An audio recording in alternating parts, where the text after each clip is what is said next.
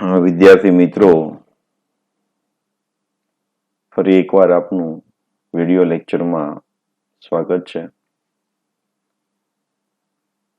ધ્યાનથી સાંભળવું, નોટ બનાવતી જવાની,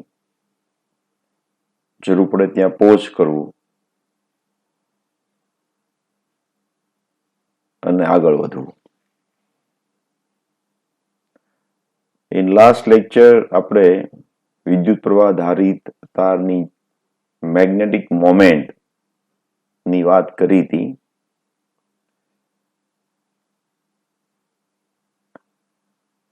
વિદ્યુત પ્રવાહ ધારિત ગૂંચળું મેગ્નેટિક ડાયપોલ પણ છે એવું આપણે દર્શાવવું છે. અને તે દર્શાવવા માટે આપણે ઇલેક્ટ્રિક ડાયપોલ ના અક્ષ પાસે જે ચુંબકીય ક્ષેત્ર વિદ્યુત ક્ષેત્ર ઉત્પન્ન થાય છે તેની હેલ્પ લઈશું. તો આપણે બિગિનિંગમાં એક ફોર્મ્યુલા ડિરાઈવ કરી હતી કે વિદ્યુત પ્રવાહ ધારિત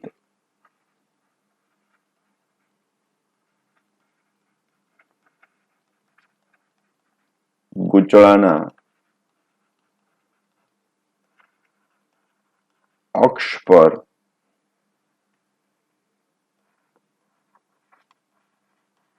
ચુંબકીય ક્ષેત્ર B બરાબર μ0 n I r square upon 2 r square plus x square raise to 3/2 હોય છે. જ્યાં યાદ કરી લઈએ, μ0 એટલે શૂન્યાવકાશની પરમિયાબિલિટી, n એટલે ગૂંચળાના આંટાઓની સંખ્યા, I વહેતો વિદ્યુત પ્રવાહ, r ગૂંચળાની ત્રિજ્યા અને x તેના કેન્દ્રથી અક્ષ ઉપરનું અંતર.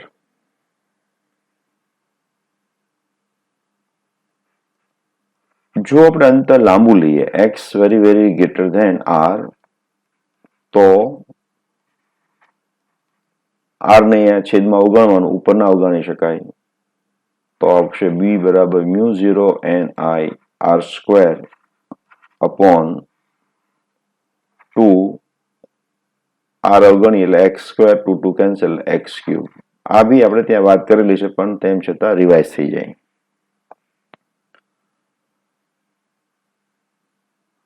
આટલું મેગ્નેટિક ફિલ્ડ અક્ષ ઉપર આવશે. આ ધારો કે મારું ગૂંચળું છે.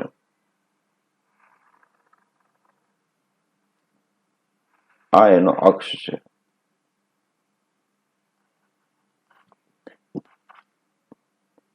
ત્રિજ્યા r. આ ગૂંચળું છે. અને અહીંયા કન્ડિશન છે કે ગૂંચળાની જાડાઈ અથવા તો પહોળાઈ x ના પ્રમાણમાં r ના પ્રમાણમાં ઓછું હોવું જોઈએ. અને આટલું બિંદુ અંતર x. અને x ઇઝ વેરી લાર્જ આપણે લઈએ. બરાબર. અને પ્રવાહની દિશા ઉપરથી આપણે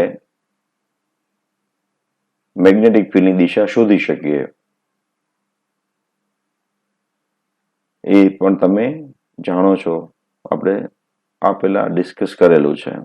જમણા હાથના અંગૂઠાની મદદથી પ્રવાહની દિશામાં આંગળા રાખવાના, તો અંગૂઠો ફિલ્ડની દિશા દર્શાવશે.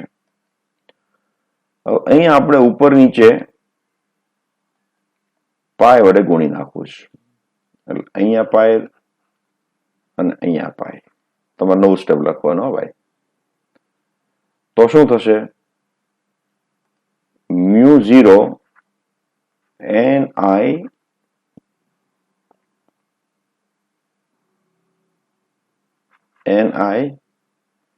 પાય r સ્ક્વેર એટલે કે ગૂંચળાનું ક્ષેત્રફળ આવશે, એટલે a divide by 2 pi x cube. બરાબર. આપણે હંમેશા μ0.4 પાય રીતે લખવા ટેવાયેલા છે, તો ફરી વખત અહીંયા હું 2 વડે મલ્ટિપલ કરું છું અને 2 વડે ડિવાઈડ કરી કાઢું છું. બરાબર. તો આપણે લખી શકીએ μ0/4 પાય NIA. તો લાસ્ટ લેક્ચરમાં જો NIA ને શું કહેવાય? મેગ્નેટિક મોમેન્ટ કહેવાય એને. તો magnetic moment upon x cube. તો આ ફોર્મ્યુલાને તમે ધ્યાનથી જુઓ તો કંઈક યાદ આવતું છે તમને. શું યાદ આવે છે? તો electric field of electric dipole on the axis and on the equatorial line. યાદ આવે છે? તો એ ફોર્મ્યુલા આપણી આવી હતી 2kp upon x cube.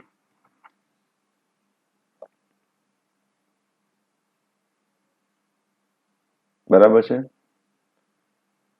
2kp upon x cube એની અક્ષ પર, અને ઇક્વેટોરિયલ લાઈન હોય ત્યારે -2kp upon y ક્યુબ. યાદ કરી લો. k એટલે શું? તો કે 1/4πε0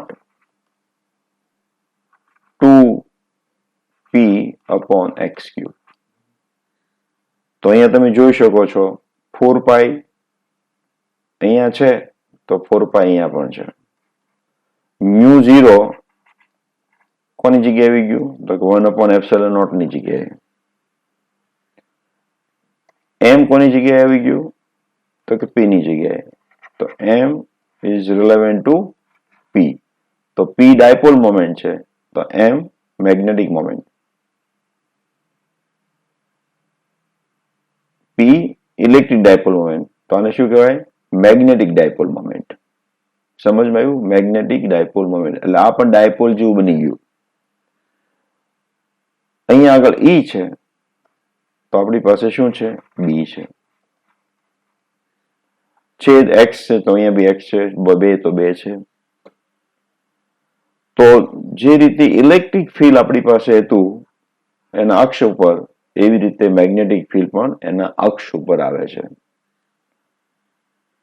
તો એવું કહી શકીએ ગૂંચળું જે છે વિદ્યુત પ્રવાહ ધારિત વિદ્યુત પ્રવાહ ધારિત ગૂંચળું ચુંબકીય ડાયપોલ છે.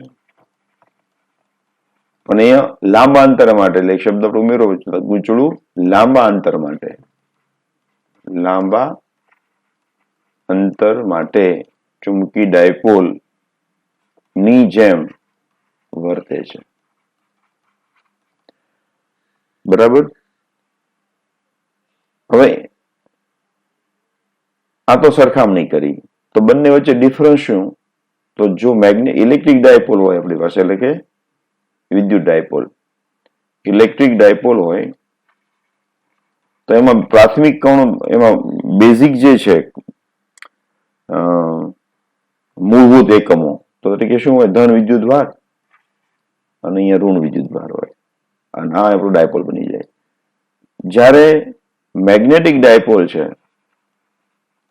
ચુંબકીય દ્વિધ્રુવ, એમાં એવું નથી, કારણ કે નોર્થ પોલ અને સાઉથ પોલ સાથે જ હોય. તો અહીંયા બેઝિક તરીકે વિદ્યુત ભાર છે, અહીંયા બેઝિક તરીકે ડાયપોલ ખુદ છે. અત્યાર સુધીમાં આપણી પાસે નોર્થ પોલ કે સાઉથ પોલ સ્વતંત્ર રીતે અસ્તિત્વ ધરાવતા હોય એવું માલુમ પડ્યું નથી. નોર્થ પોલ હોય એટલે સાઉથ પોલ હોય જ. અને બીજું એવું આવ્યું કે નોર્થ અને સાઉથ જ્યારે બને તો એના માટે જવાબદાર કોણ છે? તો અહીંયા આપણે જોઈએ તો કોઇલમાં શું પસાર થયું? પ્રવાહ. તો આવું બનવાનું કારણ કોણ છે? વિદ્યુત પ્રવાહ. વિદ્યુત પ્રવાહ એના મૂળમાં છે નોર્થ પોલ અને સાઉથ પોલ બનવા માટે.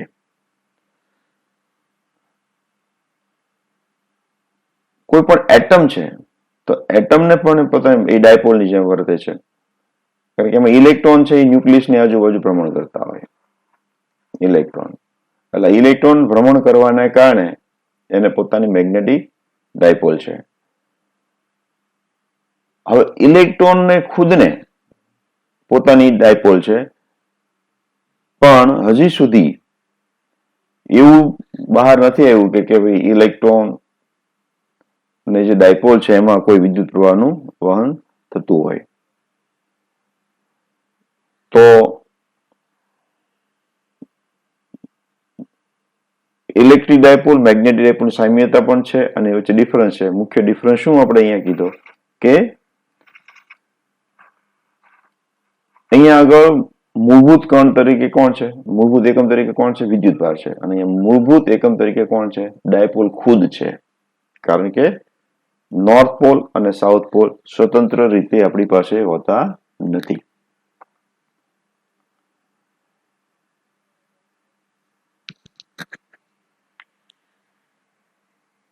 એટમને પણ ડાયપોલ હોય છે, પણ ઇલેક્ટ્રોન જે ડાયપોલ હોય છે એમાં કોઈ વિદ્યુત પ્રવાહનું વહન થાય, વિદ્યુત પ્રવાહના વહન પર આધારિત નથી. તો કમ્પેરિઝન કર્યું છે આપણે કે કોઇલનું ચુંબકીય ક્ષેત્ર જે છે એ લાંબા અંતરે એક ડાયપોલના વિદ્યુત ક્ષેત્ર જેવું છે. એટલે વિદ્યુત પ્રવાહ આધારિત ઉછળાને લાંબા અંતર હોય ત્યારે મેગ્નેટિક ડાયપોલ તરીકે લઈ શકાય.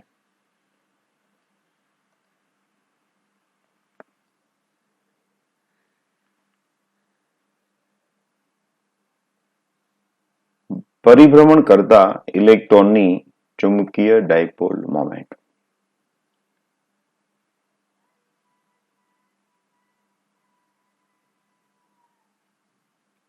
આપણે જાણીએ છીએ કે ઇલેક્ટ્રોન જે છે એ ન્યુક્લિયસની ફરતે પરિભ્રમણ કરે છે. અને આવી સમજણ કોણે આપી હતી? તો કે નીલ બોહરે 1911 અને એક નવા વિજ્ઞાનની શરૂઆત થઈ જેને કહીએ છીએ ક્વોન્ટમ ફિઝિક્સ. ક્વોન્ટમ યંત્રશાસ્ત્રના સિદ્ધાંતનો ઉપયોગ કરીને બોહરે એટમ કઈ પ્રકારનું હોય તેનો પાયાનો ખ્યાલ આપ્યો કે ઇલેક્ટ્રોન છે એ ન્યુક્લિયસની ફરતે પરિભ્રમણ કરે છે.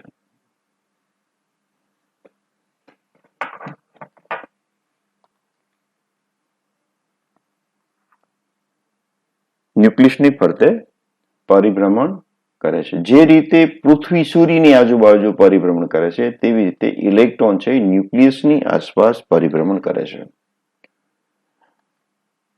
ઇલેક્ટ્રોનને પોતાની કક્ષામાં રાખવા માટે કોણ જવાબદાર? તો કે કુલંબિયન બળ. કોની વચ્ચે? તો ઇલેક્ટ્રોન અને ન્યુક્લિયસના ધન વિદ્યુતભાર વચ્ચે કયું બળ લાગે? કુલંબિયન બળ. અને પૃથ્વી અને સૂર્યની વચ્ચે કયું બળ લાગે? ગુરુત્વ બળ. તો પૃથ્વીને ફરવા માટે ગુરુત્વ બળ જે રોલ પ્લે કરે છે તેવો જ રોલ કુલંબિયન બળ ઇલેક્ટ્રોનને ન્યુક્લિયસની આજુબાજુ ફરવા માટે રોલ પ્લે કરે છે. આપણે હાઇડ્રોજનની વાત કરીએ તો Z બરાબર પછી અમારે લઈ લેવું પડે 1 લઈ લેવું પડે.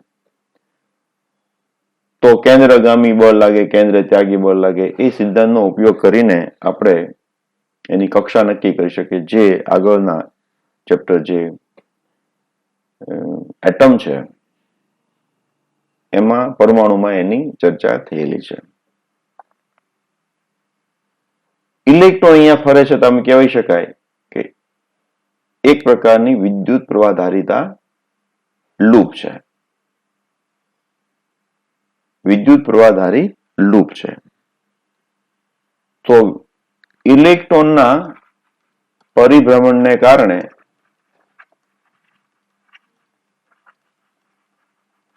મળતો વિદ્યુત પ્રવાહ કેટલો થશે? મળતો વિદ્યુત પ્રવાહ કેટલો થશે? તો કે I is equal to E upon T. Electron આ બાજુ જાય તો પ્રવાહ આ બાજુ ફરે છે એમ કહેવાય. આ પ્રવાહની દિશા બનશે. અને ઇલેક્ટ્રોન આ બાજુ જાય છે. કારણ કે ઇલેક્ટ્રોન ઋણ વિદ્યુતભારી છે એટલે પ્રવાહની દિશા અને ઇલેક્ટ્રોનની દિશા ઉલટી હોય.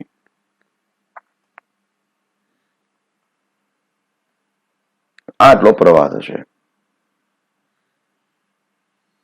હવે કેટલો એનો સમય લગાડશે?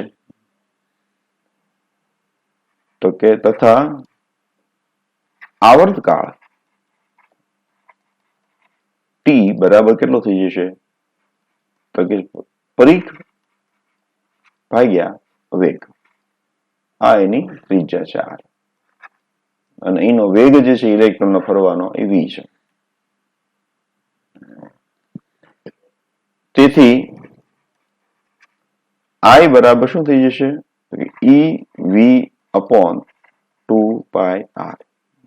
કિંમત અહીંયા મૂકી દઈએ એટલે I બરાબર થશે evr upon ev upon 2πr. આટલો પ્રવાહ આપણને મળ્યો. હવે આ લૂપ છે તો એની ચુંબકીય ચાક માત્રા કેટલી થાય? Magnetic moment. તો કે ઇલેક્ટ્રોનની ગતિને કારણે મળતી ચુંબકીય ચાક માત્રા, તો આપણે ફોર્મ્યુલા જાણીએ છીએ ચુંબકીય ચાક માત્રા, એનો સિમ્બોલ અહીંયા હું મ્યુ કહું છું જુદું પાડવા માટે, is equal to I into A. એના એ ફોર્મ્યુલા, n એટલે આંટાની સંખ્યા 1, I એટલે પ્રવાહ અને a એટલે ક્ષેત્રફળ. તો I એટલે ev upon 2πr, એરિયા એટલે પાઈ r સ્ક્વેર. તો આને આપણે સિમ્પ્લિફાય કરીએ, પાઈ કેન્સલ થઈ જાય, એક r કેન્સલ થઈ જાય, તો evr બાય 2. આ આવી મેગ્નેટિક મોમેન્ટ, ચુંબકીય ચાક માત્રા.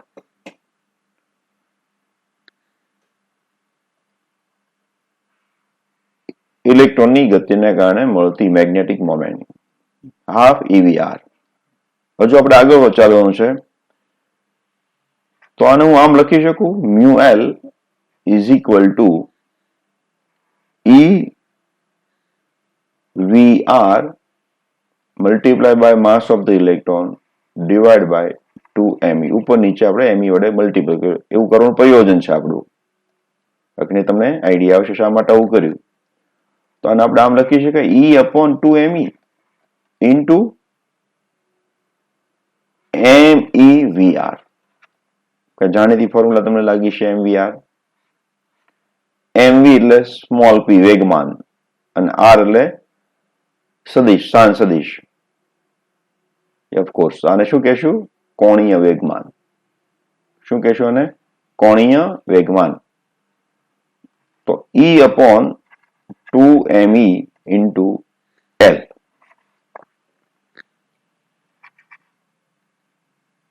સમજમાં આવ્યું? MVR યાદ કરેલી બાજુમાં લખી નાખું છું. L is equal two R cross P યાદ કરો, એટલે કે RP sin થીટા. RP એટલે MV અને sin થીટા. તો અહીંયા તમે જો R અને P વચ્ચેનો ખૂણો કેટલો થાય છે? 90 ડિગ્રી. આ બાજુ ઇલેક્ટ્રોન જાય છે, અહીંયા રેડિયસ છે, તો વચ્ચેનો ખૂણો થાય 90. એટલે sin 90 એટલે 1. તો આપણે અહીંયા સુધી પહોંચ્યા.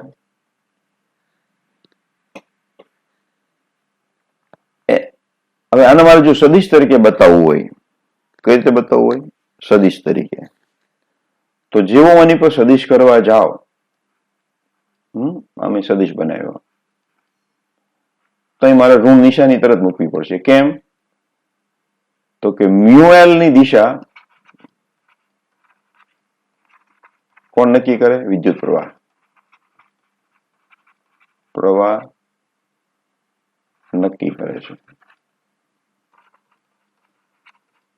જ્યારે એલ ની દિશા દળની ગતિ નક્કી કરે છે. એટલે વિદ્યુત પ્રવાહ નક્કી કરે છે, એટલે કે ચાર્જની ગતિ.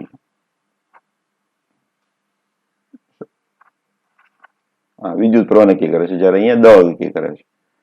તો એલ કોણ નક્કી કરશે? તો ઇલેક્ટ્રોન આમ જાય છે એટલે દળ આમ ગયું કહેવાય, ઘડિયાળની વિરુદ્ધ દિશામાં. તો બહારની દિશામાં, પેજની બહાર આવશે, આ એલ ની દિશા બનશે. અને પ્રવાહ આમ જાય છે, એટલે ફરી આપણે નિયમ લગાડીએ તો આ મ્યુ એલ ની દિશા થશે. બે ઓપોઝિટ ડિરેક્શનમાં છે. પ્રવાહ આ બાજુ જાય છે એટલે પ્રવાહને તમે જો જમણા હાથનો આપણે નિયમ લગાડશું, આંગળા ફેરવશું તો અંગૂઠો અંદર તરફ જશે. અને ઇલેક્ટ્રોન પાછું આમ જાય છે, દળ આમ ફર્યું કહેવાય. તો જો આવી રીતે આંગળા ફેરવું તો એલ બહાર આવશે. એટલા માટે બે વિરુદ્ધ હોવાથી આપણે અહીંયા શું મૂક્યું છે? માઇનસ મૂક્યું. જો સદિશ ન બનાવો તો કઈ વાંધો નથી, સદિશ ન કરીએ તો કોઈ વાંધો નથી. બરાબર. હવે હું ખાલી અદિશની કમ્પેરિઝન કરવા માંગુ છું. ફરી વખત પાછો તો mu L upon L is equal two શું થશે? ઈ અપોન 2m. ઈ અપોન 2m. તો આની જો વેલ્યુ તમે મૂકશો ઇલેક્ટ્રોનનો ચાર્જ અને એમનું ઇલેક્ટ્રોનનું દળ, તો એ આવશે આપણી પાસે 8.8 ઇન્ટુ 10⁻10 કુલમ પર કિલોગ્રામ. એટલે ઇલેક્ટ્રોનના સ્પેસિફિક ચાર્જનું હાફ મૂલ્ય. ઈ અપોન એમ ને શું કે ઇલેક્ટ્રોનનો સ્પેસિફિક ચાર્જ. ઈ અપોન એમ એટલે ઇલેક્ટ્રોનનો સ્પેસિફિક ચાર્જ કહેવાય ને.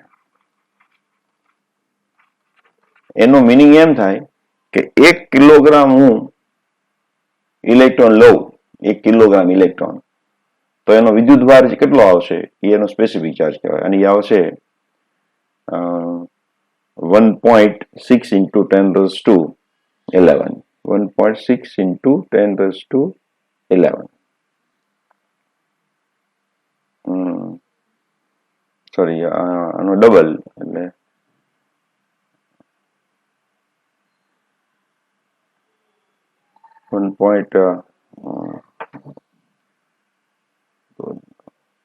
1.8 જેવું થાય.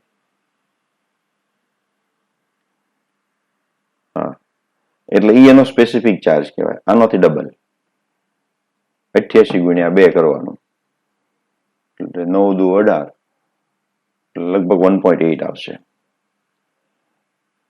આ સાઈડની વાત થઈ ગઈ. પાછું અહીંયા આવતો રહું તો મ્યુ એલ અપોન એલ ને ઈ અપોન 2m. આને કહેવાય છે જાયરોમેગ્નેટિક ગુણોત્તર. શું કહેવાય છે? જાયરોમેગ્નેટિક ગુણોત્તર અથવા તો રેશિયો. મ્યુ એલ અપોન એને કહેવાય છે જાયરોમેગ્નેટિક રેશિયો.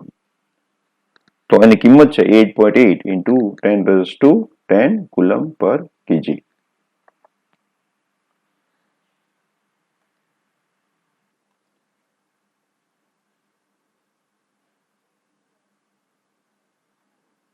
તો પરમાણુ કક્ષાએ મેગ્નેટિક મોમેન્ટ આપણે જોઈ, અને જે ખરેખર એમ્પિયરે એક અધિતર્ક આપ્યો હતો એને તે અનુમોદન પણ આપે છે.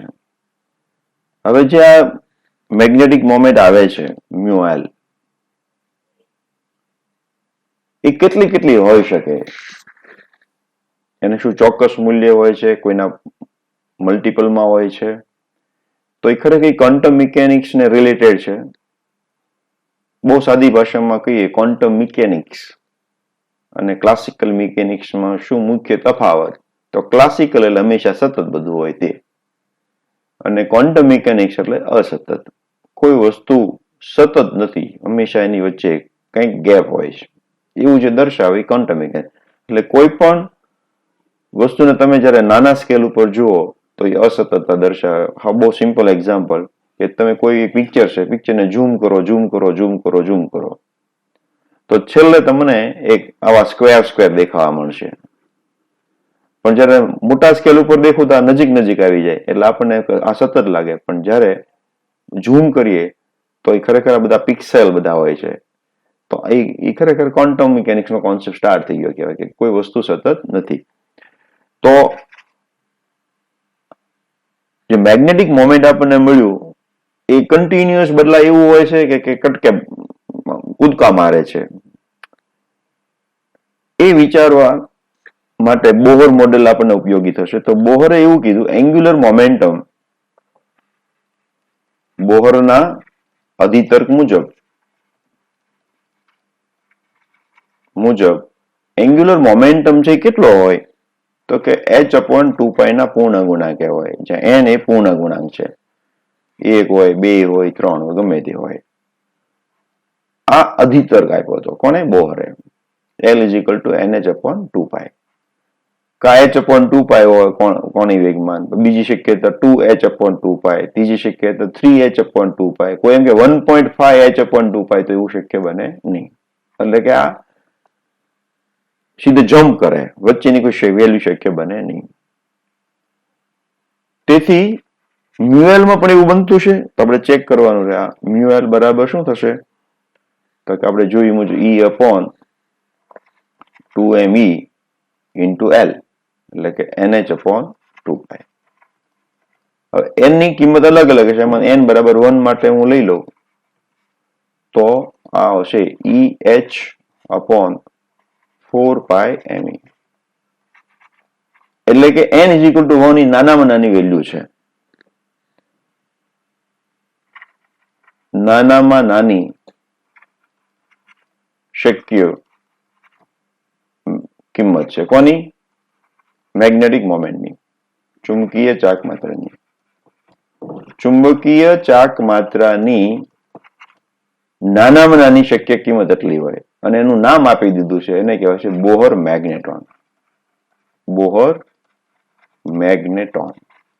અને જો એ વેલ્યુ મૂકીને આપણે કેલ્ક્યુલેટ કરીએ તો એ આવે છે 9.27 into 10⁻⁻24 ampere into metre square.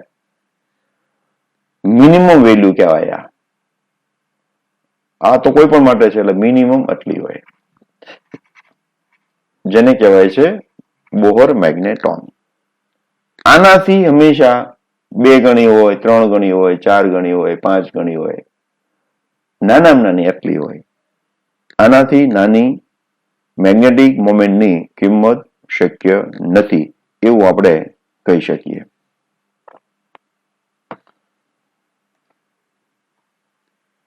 આ જે આપણે કેલ્ક્યુલેશન કરી કેની માટે છે? ઇલેક્ટ્રોનની કક્ષી ગતિની બધી વાતો કરી આપણે.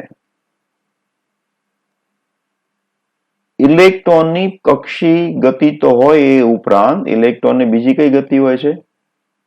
તો ઇલેક્ટ્રોનને સ્પિન ગતિ પણ હોય છે.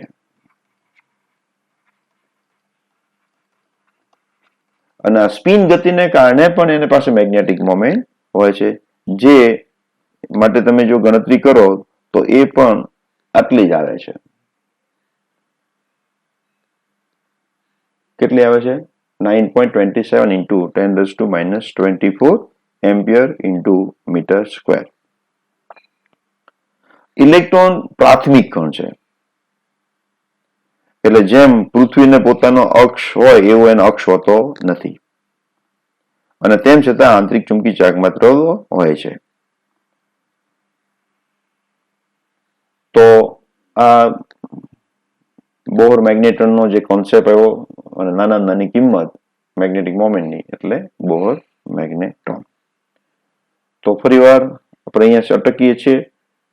આગળના લેક્ચર માટે આપણે પાછા મળીશું.